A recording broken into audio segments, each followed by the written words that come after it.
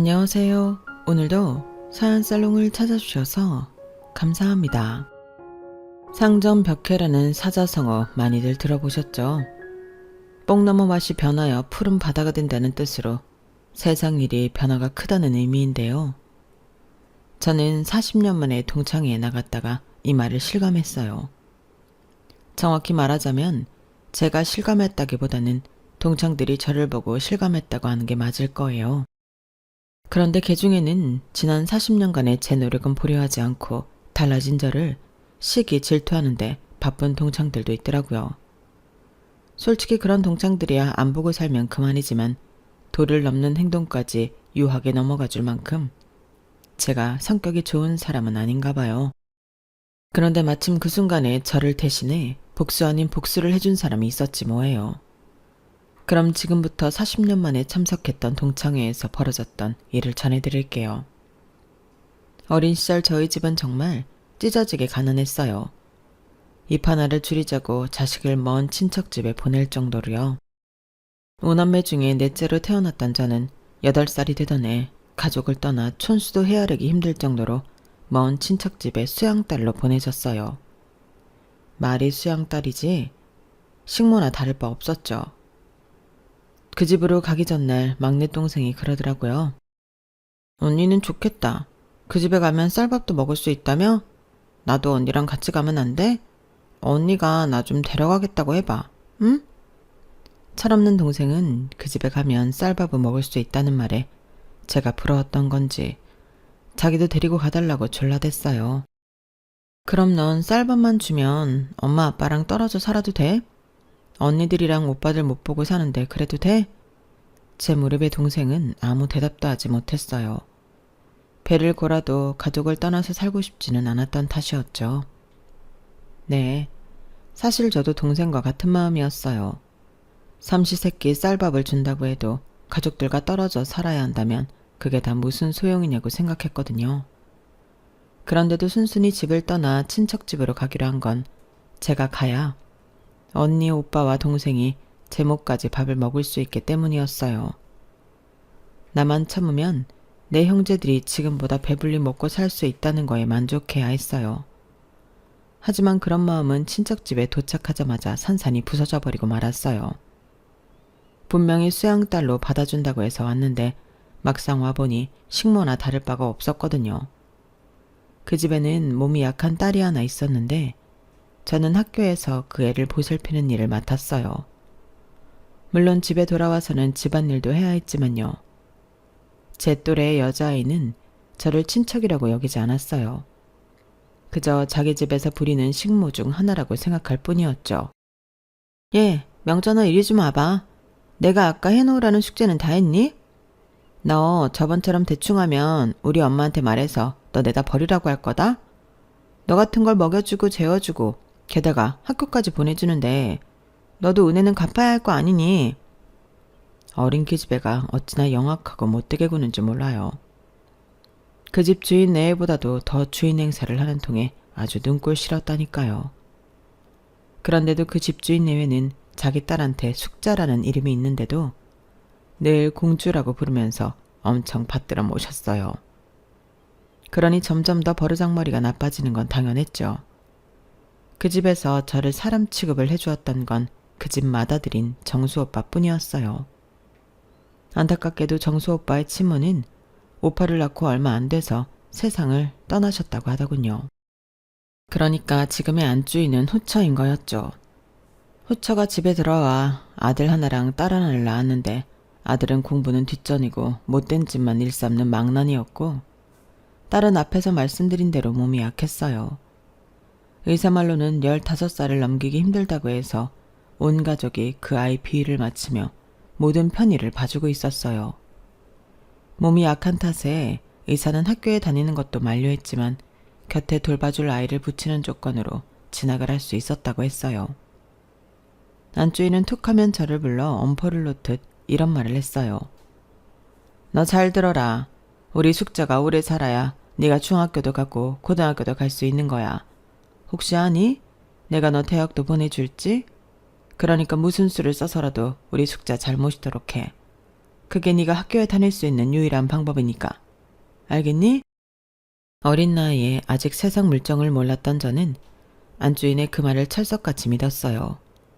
학교를 보내준다는데 저한테는 이보다 고마운 일이 없었거든요. 게다가 중고등학교도 아니고 대학까지 보내준다니 제 처지에 언감생심이었죠. 그래서 아무리 숙자가 말도 안 되게 저를 괴롭혀도 꾹 참고 버틸 수 있었어요. 숙자가 애들 앞에서 저를 망신 주려고 제 이름이 아닌 식모라고 불러도 불평조차 하지 않았어요. 학교만 다닐 수 있다면 저를 뭐라고 부르든 상관없었거든요.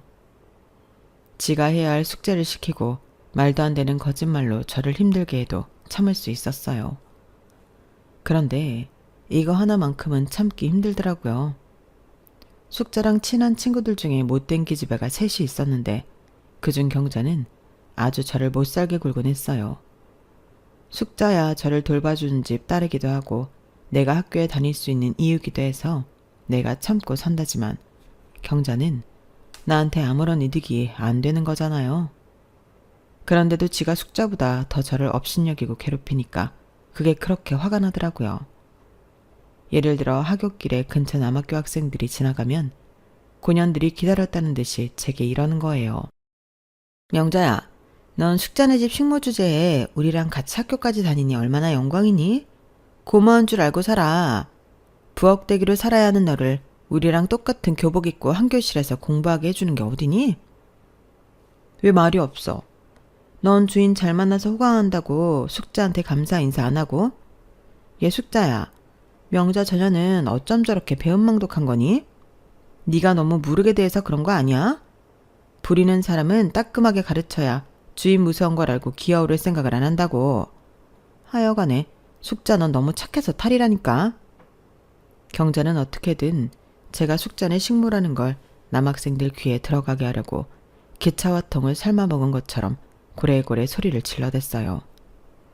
그러면서도 숙자 비위를 맞추려고 얼마나 아부를 떨어댔나 몰라요. 그럴 때면 숙자는 씩 웃으며 이 모든 상황을 즐기는 눈치였어요. 안 그래도 숙자를 등에 업고 저를 괴롭히던 경자였는데 고등학교 들어가서는 더더욱 저를 못살게 굴 이유가 생겨버렸어요. 경자가 좋아하는 옆 학교 남학생이 제가 편지를 보내온 게 화근이었죠.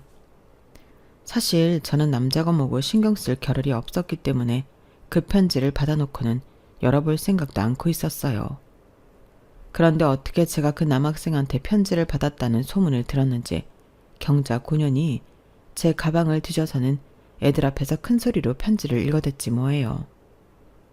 40년도 넘은 일이라서 정확한 편지 내용은 기억이 안 나지만 한마디로 저를 좋아한다는 것과 사거리 빵집에서 만나자는 내용이 적혀 있었어요. 얌전한 고양이가 부뚜막에 먼저 올라간다고 내가 이럴 줄 알았어. 식모살이 하는 주제에 언제 승민 오빠는 꼬셔선 이런 연애 편지까지 주고받잖아. 숙자야, 니네 어머니한테 말해서 쟤 좀 내보내야 하는 거 아니니? 명자 행실을 봐선 언제고 주인집 어른들 얼굴에 먹칠할 게 뻔하다고. 하여간 어디서 못된 것만 배워서는 벌써부터 남자랑 연애질할 생각을 하니? 주체도 모르는 년이 말이야. 정작 당사자인 저는 아무 관심도 없는데 경자는 입에 거품을 물고 난리를 쳐댔어요. 그 꼴이 하도 가짜나서 참다 못해 한마디 해주었죠. 경자 너 부러워서 그러는구나. 그럼 네가 나 대신 빵집에 나가렴. 난 남자한테 관심 없으니까 네가 그 오빠랑 연애를 하든 살림을 차리든 마음대로 하라고. 아 맞다. 그 오빠는 너 안 좋아하지? 어쩌니? 네가 중학생 때부터 그렇게 못 살던 사람이 널 안 좋아하고 나를 좋아해서. 아 가여운 경자. 그때 무슨 정신으로 그런 말을 했는지 잘 모르겠지만 저도 모르게 연기까지 해가며 경자 속을 박박 긁어버렸어요. 제 말에 반아이들은 키득대고 웃었고 숙자도 웃음을 못 참겠는지 손으로 입을 가리며 애써 웃음을 참고 있더라고요. 저를 망신 주려고 떠들어댔던 경자는 정작 자신이 망신살 뻗치게 되자 미친 망아지처럼 방방 뛰며 난리를 쳤어요. 하지만 그러면 그럴수록 자신이 비참해지기만 할 뿐이었죠. 이제 반아이들은 경자를 불쌍하게 바라볼 뿐이었거든요. 그날 이후 경자는 애들 앞에서 저를 대놓고 놀리거나 하지 못했어요. 더 이상 제가 순순히 당하고만 있지 않을 거라는 걸 알게 된 거죠. 저로서는 정말 큰 용기를 내서 한 행동이었는데 그게 먹혀서 다행이었어요. 그리고 나니 왜 진작 이러지 않았을까 후회가 되더군요. 15살까지 살기 힘들까라고 했던 숙자는 20살 생일도 거뜬히 넘겼어요. 덕분에 저는 숙자와 함께 대학에 진학할 수 있었죠. 사실 제 성적을 생각하면 더 좋은 대학에 들어갈 수도 있었지만 어디까지나 제 역할은 대학 공부가 아닌 숙자를 곁에서 돌보는 거였기 때문에 학교도 전공도 제 마음대로 정할 수는 없었어요. 그렇게 들어간 대학은 태릉 근처에 있는 모 여대였어요. 요즘엔 서울에 있는 대학들은 다들 인정을 해주는 분위기지만 사실 당시만 해도 제가 나온 그 대학은 그리 쳐주질 않았어요. 처음엔 이런 대학밖에 못 들어가는 숙자한테 야속한 마음도 있었지만 달리 생각해보면 몸도 약한 숙자가 대학을 들어갔다는 것 자체가 기적적인 일이잖아요. 덕분에 저도 대학물을 먹게 된 거고 말이죠. 그래서 고마운 마음으로 대학 공부를 하자 마음먹었어요. 그런데 이런 저와는 달리 숙자는 마음이 콩밭에 가버렸지 뭐예요. 근처에 있는 육사생도랑 언제 눈이 맞았는지 강의도 제대로 안 들어오고 땡땡이를 치기 시작하지 뭐예요. 숙자야, 다른 건 몰라도 강의는 제대로 들어야지. 그리고 그 남자는 육사 다닌다면서 어떻게 그렇게 자주 밖에 나온다니? 정말 육사 다니는 거 맞대? 저는 아무리 생각해도 이해가 안 갔거든요. 육사에 다니면 일반 대학생들보다 외부 활동에 제약이 있을 텐데 어떻게 된 게 툭하면 숙자를 불러내 데이트를 한다는 건지 모르겠더라고요. 하지만 이미 콩깍지가 제대로 씌인 숙자는 제 말을 귀등으로도 안 들었어요. 오히려 자기 연애 방해 말라고 으름장을 놓았죠. 야, 건방지게 남의 연애에 끼어들지 마. 우리 영준 씨가 다 나을만 하니까 나오는 거지. 아무렴 육사생도라고 거짓말이라도 한다는 거니? 솔직히 너 부러워서 그러는 거지. 내가 집안 좋고 인물도 좋은 육사생도 만난다니까 배 아파서 그러는 거 아니냐고. 괜히 집에 가서 엄마 아빠한테 허튼 소리 짓거리면 내 손에 죽을 줄 알아. 알겠니? 사실 숙자가 누굴 만나든 저는 상관은 없었어요. 다만 숙자가 강의에 들어가지 않으면 출석 미달로 학점이 F가 뜰 게 뻔했고 그렇게 되면 제가 아주머니께 혼이 나니 그게 걱정이 되었던 거죠.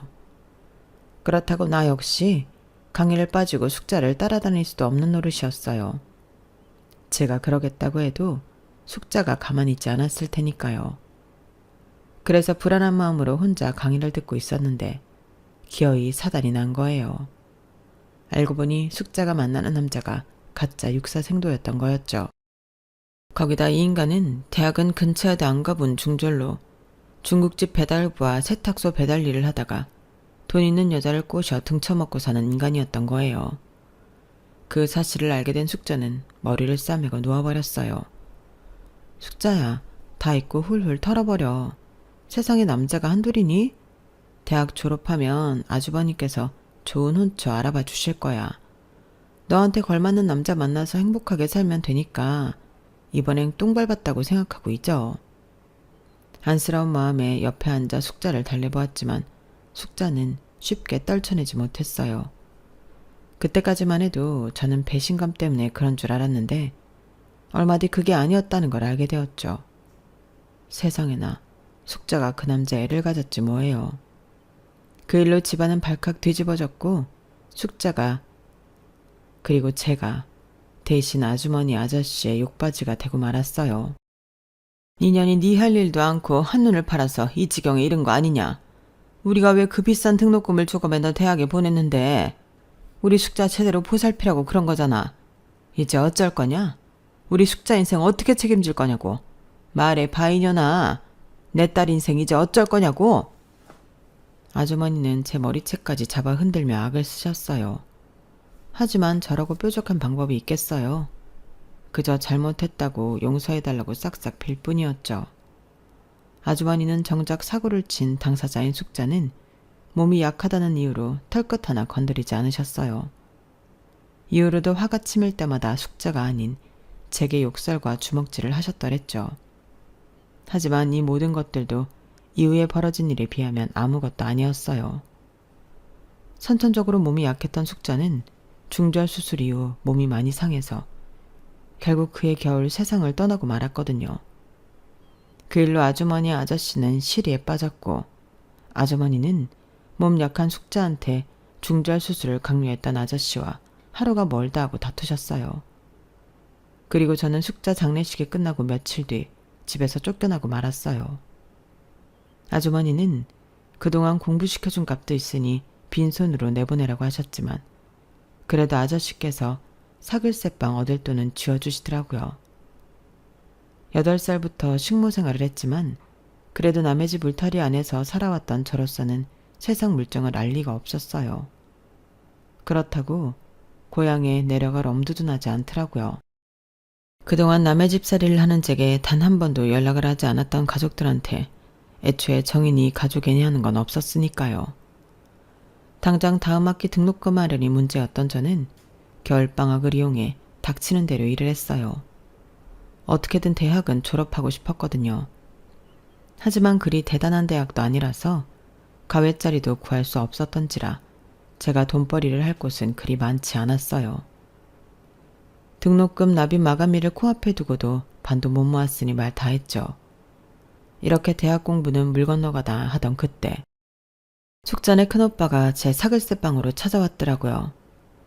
한 집에 사는 동안 저한테 유독 잘해주었던 오빠라서 그랬는지 오빠 얼굴을 보자마자 눈물부터 핑 돌더라고요. 오빠는 제게 돈 봉투를 내밀며 앞으로도 힘들면 언제든 연락하라고 했어요. 그 집 본처 자식임에도 식모살이를 하는 저나 별반 다를 바 없는 대접을 받고 살았던 오빠였기 때문에 선뜻 그 돈을 받기 힘들더라고요. 명자야, 그래도 네 덕분에 내가 그 집에서 살면서 덜 외로웠다. 그러니까 이건 네 오빠가 동생한테 주는 거다 생각하고 받아줘. 그래도 그렇지 돈을 어떻게 받아요. 오빠도 집 나가 살면서 많이 힘드실 텐데요. 그래도 나는 내 손으로 돈벌이를 하잖니. 네가 생각하는 것처럼 생활이 어려운 것도 아니고 무엇보다 나는 그 집 아들 아니니. 지금은 아버지가 새어머니 치마폭에 쌓여 있으시다 해도 나중에 그 재산은 내 앞으로 올 거다. 우리 아버지 회사가 그만큼 큰 게 다 우리 외가덕이니 말이야. 우리 외조부께서 그 재산 엄한 대로 가게 안 해. 그러니 돈 걱정은 말고 어떻게든 대학 공부 마쳐라. 배워야 미래가 있는 법이니까. 살다가 힘들면 언제든 날 찾아와. 다른 건 몰라도 너 하나 먹고 사는 것쯤은 내가 도와줄 수 있으니까. 그때 오빠의 도움이 아니었다면 저는 다 포기하고 원래 내 인생대로 살아갔을지 몰라요. 그때 오빠가 건네준 돈보다 하늘 아래 내가 비빌 언덕이 생겼다는 사실이 더 기뻤던 것 같아요. 그래서 아무리 힘들어도 쓰러지지 않고 버틸 수 있었던 것 같네요. 오빠의 말대로 저는 돈벌이를 해가면서도 대학 공부를 착실히 했어요. 그리고 졸업 후에는 회사에 취직해 직장 생활도 하게 되었죠. 물론 아직은 여자의 사회생활에 제약이 많던 시절이라서 요즘 젊은 친구들처럼 제 기량을 마음껏 펼칠 수는 없었지만 그렇다고 해도 지레 겁먹고 포기하거나 하지도 않았어요. 직장 생활을 하면서 직장 상사가 소개해준 남자와 연애를 하고 3년 끝 연애 끝에 결혼도 하게 되었어요. 남편은 부모님을 일직녀이고 외조부 손에 자란 사람이었는데 대학을 졸업하기도 전에 외조부께서 세상을 떠나셔서 홀로 외롭게 살고 있었어요. 고등학교 선배였던 제 직장 상사와는 막역한 사이였죠. 저나 남편의 사정을 잘 아는 직장 상사는 우리 두 사람을 연결시켜준 것뿐만 아니라 결혼식까지 치러주셨어요. 딱히 주변에 가족이 없던 우리는 결혼식 없이 혼인신고만 하고 살림을 합치려고 했는데 그런 사정을 아시고는 저희 대신 예식장을 잡아주셨거든요. 거기다 사모님께서는 결혼식 음식까지 대신 해주셨고요. 비록 얼마 안 되는 하객 앞에서 조촐하게 치른 결혼식이었지만 두 분 내외가 아니었다면 꿈도 못 꿀 일이었을 거예요.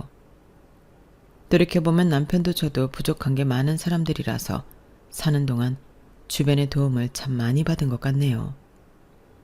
그렇게 만들어진 인연들과는 아직도 가족처럼 지내고 있으니 따지고 보면 우리 부부는 인복이 많은 사람인 것 같네요. 결혼하고 이듬해 임신을 한 저는 반강제적으로 회사에서 나오게 되었어요.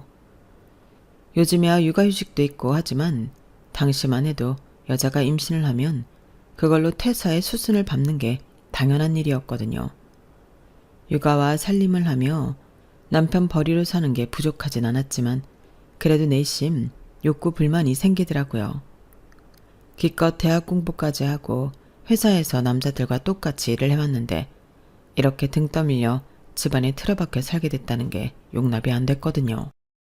그렇다고 젖먹이 아이를 두고 일을 찾아 나설 수도 없는 노릇이라서 가슴에 돌덩이를 얹은 것처럼 무겁기만 했어요.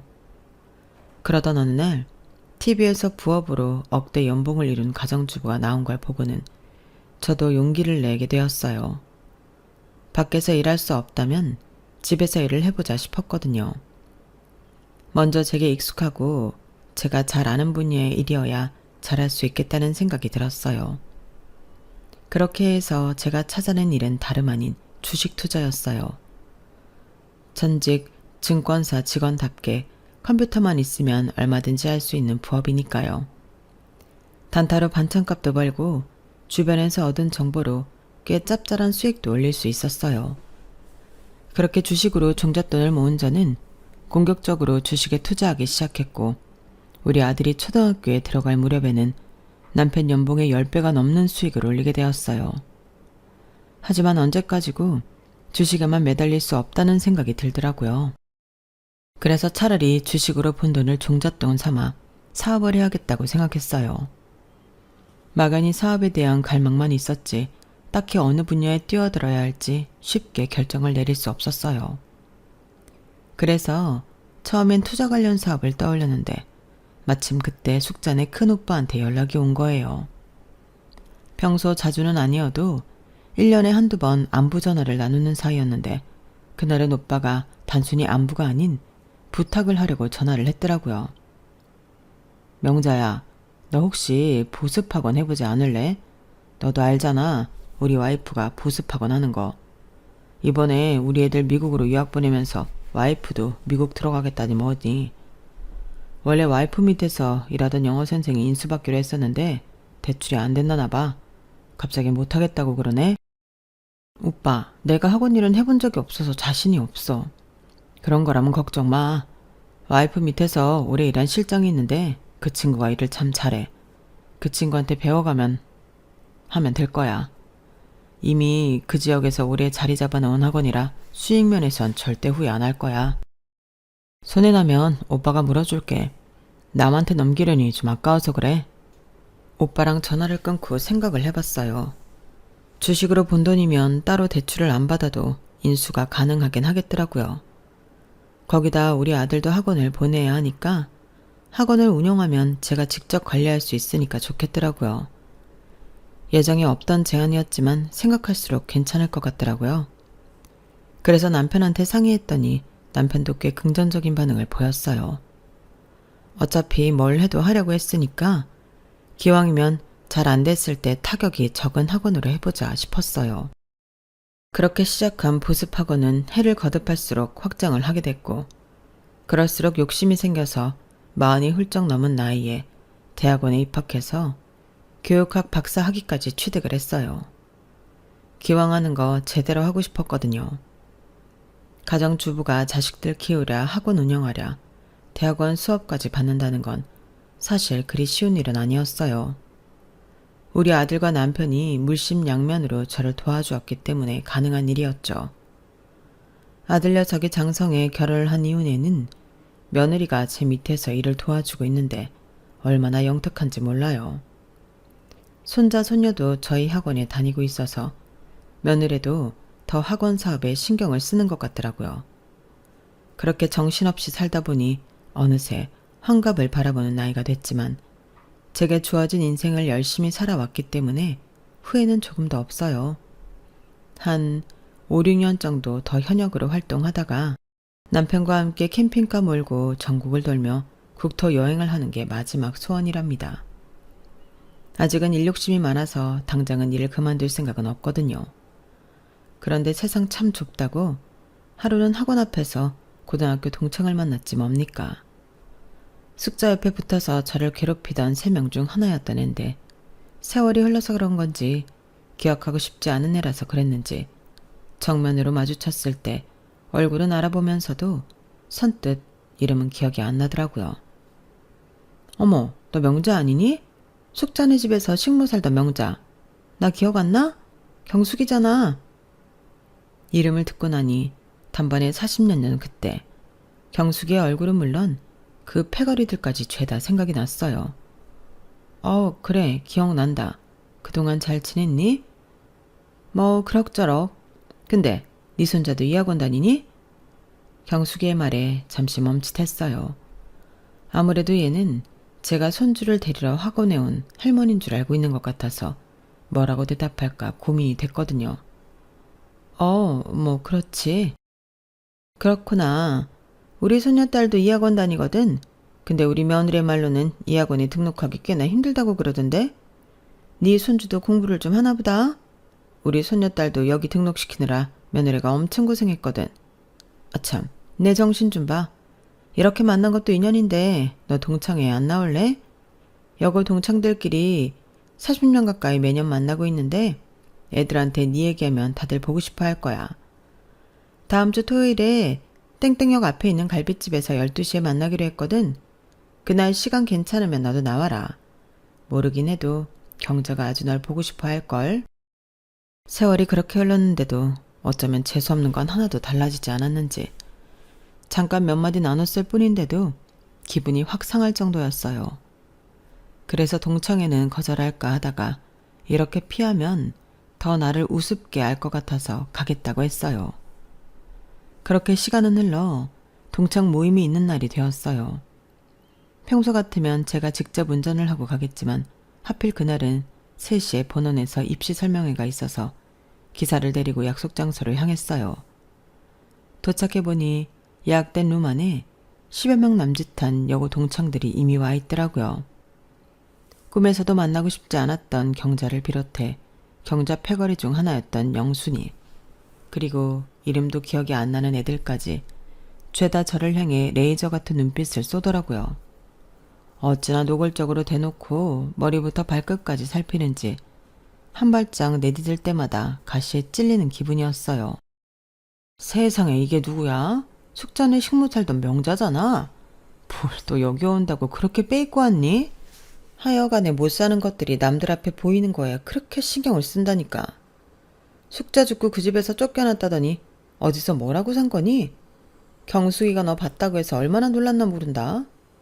난 네가 하도 소식이 없길래 어디서 굶어 죽나 않나 걱정했잖니. 제게 자리에 앉으란 말도 않고 40여 년 만에 만난 동창을 세워둔 채 인신공격부터 하는 걸 보니 경자 얘도 여전한 것 같았어요. 어쩌면 나이가 들어서도 그 모양인지 한심하기 그지 없더라고요. 어머나, 내 정신 좀 봐. 얘 앉을 자리도 마련 안 해주고 떠들었네. 우리가 특별히 너한테는 회비 안 받을 테니까 앉아서 고기 좀 먹어라. 못 먹고 산 게 한이 된 사람들이 그렇게 식탐이 많다는데 병자 얘도 그럴 거 아니니? 잘 사는 우리가 불우이웃 돕는다 생각하고 밥 한 끼 사주자고. 얘들아, 니들도 동의하지? 그러자 다들 한 목소리로 그러라고 하더군요. 딱 봐도 제가 오기 전에 이러자고 짠 것 같았어요. 하는 짓거리가 하도 가소로워서 일단은 장단에 맞춰주었어요. 그렇게 자리에 앉았는데 경자가 종업원을 불러 이러는 거예요. 우리는 소 등심으로 주고 이쪽 불판에는 돼지갈비 1인분 올려주세요. 얘가 워낙 못 먹고 살아서 소고기는 맛을 모르거든요. 안 그러니 명자야? 1인분으로는 모자르려나? 2인분씩 해줄까? 아니, 그거면 충분해.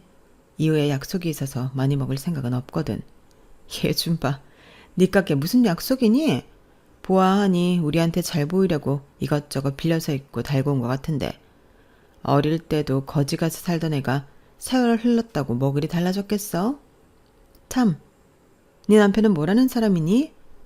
경자는 저에 대해 궁금한 게 많은지 저한테서 눈을 떼지 않았어요. 아주 호구조사 나온 동사무소 직원처럼 조목조목 물어대더라고요. 회사원? 무슨 회사원? 회사원도 종류가 한두 가지니? 대기업 다니는 사람도 있고 중소기업 다니는 사람도 있고 그것도 아니면 구멍가게 같은 데서 일하는 사람도 있는 건데 말이야. 말이 났으니 말인데 내 남편은 고위공직자야. 고위공직자 아내로 살다 보니 내가 행동도 그렇고 말도 그렇고 조심할 게 한두 가지가 아니잖니. 그래서 평소에 수준 떨어지는 애들이랑은 연락을 안 하고 살아. 그래도 오늘은 특별히 너랑 상대해 주는 거니까 고마운 줄 알라고. 나 원참. 며칠 전에 학원 앞에서 경수기를 통해 경자 남편이 5급 공무원이라는 소리를 다 들어서 아는데 무슨 5급 공무원을 두고 지 입으로 고위공직자라고 하는 건지 어이가 없었어요. 말이 났으니 말인데 우리 남편이 고위공직자라 그런가 애들도 지 아빠를 닮아서 머리가 그렇게 좋지 뭐니. 우리 아들이 K대 나왔잖니. 손자 녀석도 피는 못 속인다고 공부를 그렇게 잘한다. 명자 너는 자식들 대학은 보냈니? 아들 하나 있는 거 대학 공부 잘 시켜놨어. 대학은 보냈다면서 어느 대학에 보냈는지는 말 안 하는 거 봐. 별 볼 일 없는 똥통대 보낸 모양이구나? 그래 뭐 네 형편에 애들 사교육은 제대로 시켰겠니? 그래도 대학은 보냈다니 네 딸은 참 수고했구나. 처음부터 끝까지 지 편한 대로 생각하고 결론을 짓는데 이래서야 남편이랑 자식하고 대화를 제대로 하고 사나 싶더라고요. 경자가 한참을 자기 남편이랑 자식 자랑을 하고 있는데 그때 밖에서 누가 문을 두드렸어요. 잠시 뒤 룸 안으로 들어온 사람은 다름 아닌 저희 학원 실장이었어요. 제게 몇 번이나 전화를 했는데 연결이 안 돼서 직접 찾아 들어왔다더군요. 그러고 보니 제가 휴대폰을 무음으로 설정해 두었더라고요. 동창들은 다들 실장이 저와 무슨 사이일까 의심을 하는 눈치였어요. 그런데 마침 그때 실장이 제게 그러는 거예요. 원장님, 3시에 예정이 된 입시 설명회가 1시로 당겨졌습니다. 수원에 새로 오픈하는 분원 오픈식이 겹쳐서 그렇게 됐습니다. 미리 연락을 드렸어야 하는데 늦어서 죄송합니다. 그래요? 안 그래도 일어날까 하던 참이었어요. 제가 자리에서 일어나자 다들 벙찐 표정으로 저를 바라보았어요. 특히 경자는 얼굴이 흑빛이 돼서는 아랫입술까지 발발 떨고 있더라고요. 그러면서도 애써 제 흠을 잡으려 들더라고요. 원장? 아니 니깎게 무슨 원장이야. 너 뭐 다단계 회사라도 다니니? 그 말에 헛웃음이 나더라고요.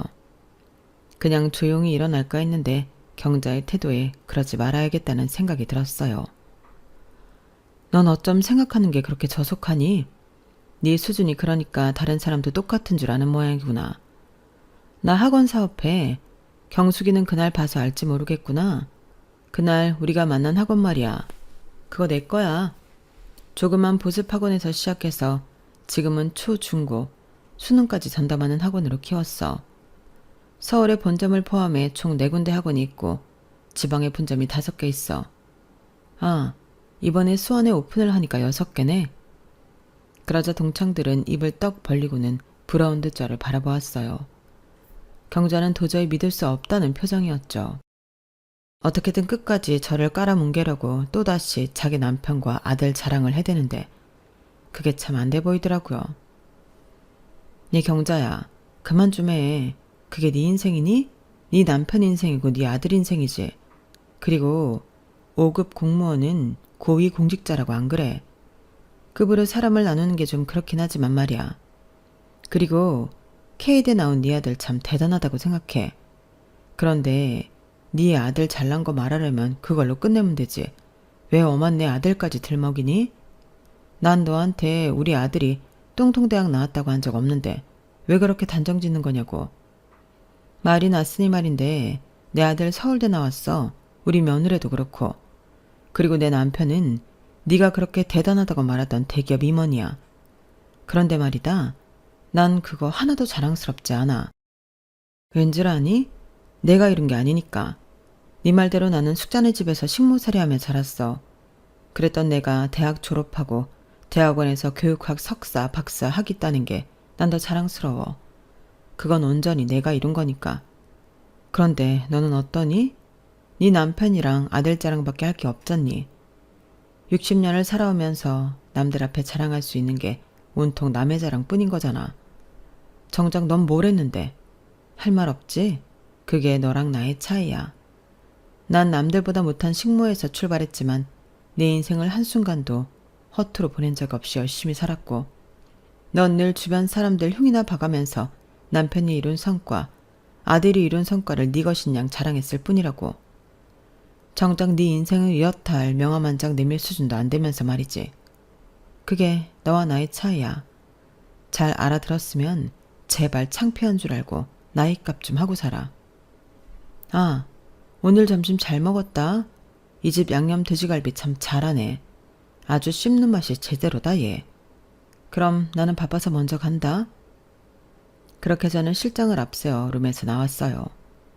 제가 룸에서 나가고 나자 안에서는 탄식하는 소리가 밖에까지 들리더라고요.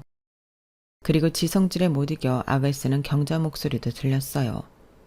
그러게, 왜 잠자는 사자의 쿼터를 건드린답니까? 처음부터 경자랑 동창들 길 죽이려고 했던 건 아니었지만 어쩌다 보니 일이 이렇게 됐네요. 제가 아직 마음의 수양이 부족해 그런 건지도 모르겠지만 솔직히 속은 아주 시원하답니다. 저는 지금까지 그래왔던 것처럼 앞으로도 제 인생을 열심히 살아갈 생각입니다. 숙자의 식모 명자가 아니라 교육학 박사이자 학원 원장 정명자로 말이에요. 지금까지 제 사연을 들어주셔서 감사합니다. 여러분들도 앞으로 더 예쁜 꽃길만 걸으세요. 여러분, 사연 댓글에 응원과 현명한 조언 부탁드려요. 좋아요와 구독은 저에게 큰 힘이 됩니다.